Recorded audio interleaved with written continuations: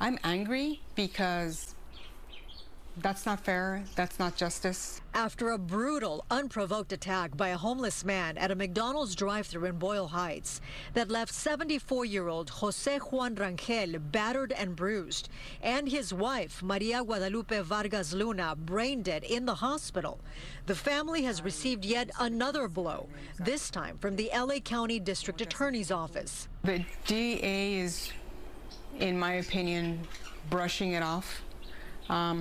They're not really seeing the big picture of what an impact the injuries that my dad and my stepmother suffered. The deputy DA explained they would be filing a motion on Friday to downgrade the felony charge to a misdemeanor battery. In an email, the prosecutor wrote, "The evidence does not establish proof of an intentional act that resulted in Ms. Vargas's fall." He said that he didn't intend to push her, that it was an accident. In the video, you can see the defendant, Charles Green, attacking Jose. They're on the ground. When Guadalupe tried to help her husband, she was pushed by the scuffle, fell down, and hit her head on the concrete. Whatever happened to her he can't be held accountable for. Only what he did to my dad.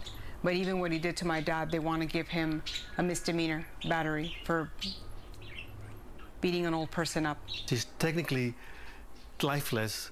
The only way she's still alive is because she's breathing through a machine. And it just breaks my heart that the DA's office is no longer advocating for their victims. Victims' rights advocate Moses Castillo, along with a Marcy's Law attorney, plan to be in court on Friday to ask the judge not to dismiss the felony count.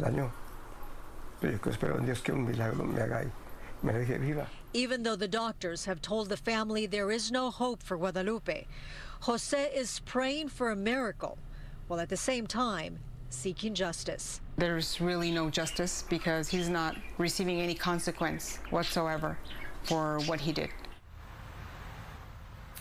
Prosecutors explain that the victim should have never gotten out of the car because that only made matters worse. The defendant will be in court tomorrow morning at the criminal courthouse in downtown LA.